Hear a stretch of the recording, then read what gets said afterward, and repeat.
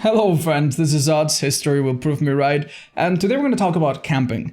And we're not talking about camping a little bit to make sure someone hits stage 2 on the hook, and we're not talking about camping at the end of the game when there's nothing else you can do. We're talking about hardcore committing to someone dying on the hook, typically by playing a killer that is very difficult to rescue against, like Cannibal, right? Can you do this? Is it an effective tactic for a killer? Historically, I would say yes, this was very, very effective. Survivors take about 2 minutes to die on the hook, give or take.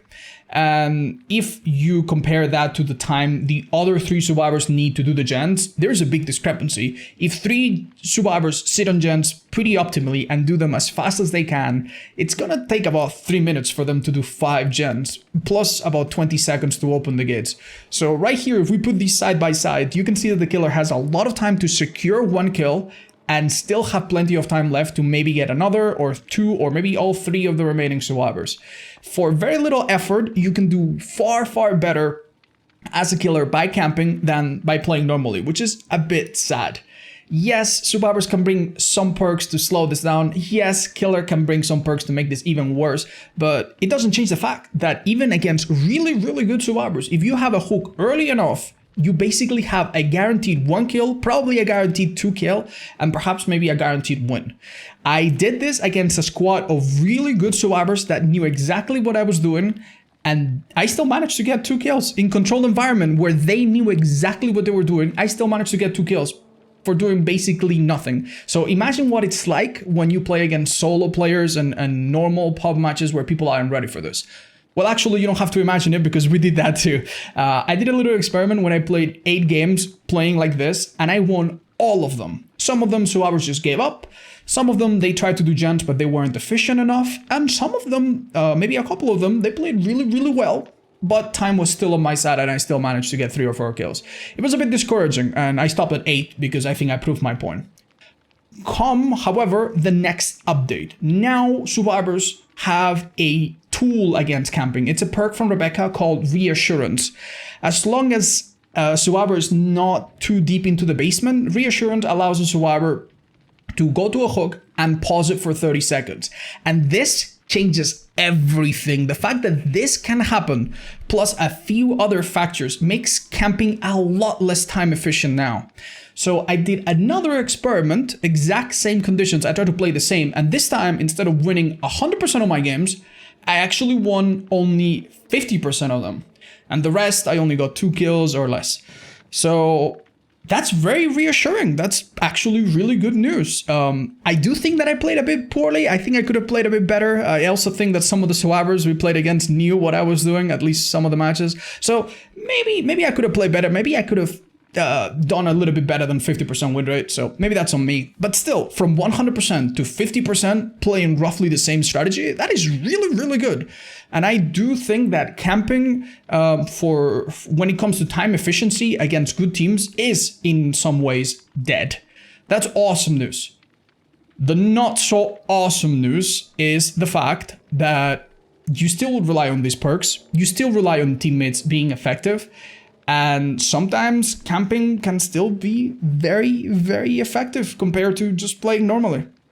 Not to mention that there's also a big discrepancy between some of the killers and their ability to camp. I don't love this. I don't think it's still ideal.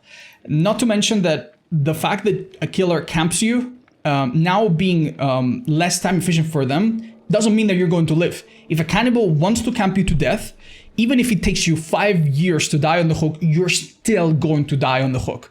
And that feels just inherently unfair. Other killers just cannot do this. If other killers camp you, a couple survivors can come up, do a rescue, and get you out of there 100%.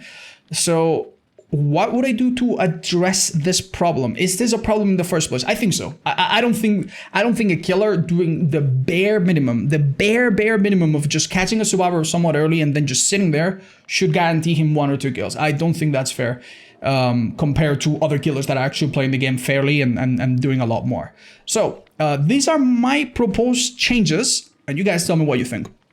First of all, and this one I get a lot of criticism for, but I really do believe it's a step that's necessary to make the game healthier. Number 1, no killer in the game can grab survivors during unhooks if they are healthy. That's it. It's very simple. Unhooks right now are like gates. If a survivor is doing an unhook in front of you, you can, as any killer, you can just grab them if they're healthy. This forces killers and survivors to play this really stupid game where the killer has to try to grab them and the survivor wants to not do that, so they fake it and they go back and forth and they go back and forth and they go back and forth until something happens, and it's completely up to luck, connection, and the whims of the game. I think these healthy grabs are stupid. The killer should interrupt you with one attack, then you unhook. Even with Save the Best for Last, you can still unhook, and then you go down afterwards. Survivors should be allowed to do trades, and killers should be allowed to get trades, but they shouldn't be allowed to just sit there and get a grab on a healthy survivor. I just don't think that's healthy for the game. I think it's better if there's not this weird standoff that depends on lag. And then we still have a couple killers that are problematic and are capable of camping kind of well, and there's not a lot you can do about that. The first one, Cannibal. No need to explain why. My suggestion, as long as the Cannibal is within 8 meters of a hook, his charges do not replenish. That means that if he uses his chainsaw once around a hook, that's it. He doesn't get them back until he steps out. After being in the vicinity of 8 meters of a hook for 10 seconds, his charges begin to deplete. They go away. That means that if a cannibal is camping for, say, let's say 30 seconds, he runs out of chainsaw charges. At that point, he only can M1. And if you unhook, he needs at least, 4 seconds before he can use his chainsaw. If he stays there a long time. If he's there just a few seconds, that's completely fine. He wouldn't really be different. It's just if he stays on the hook for a long time, this would change it. For the hillbilly, very simple. If you use your chainsaw and your chainsaw hits a survivor who is currently unhooking, your chainsaw automatically goes on overheat and goes on cooldown. Super, super simple.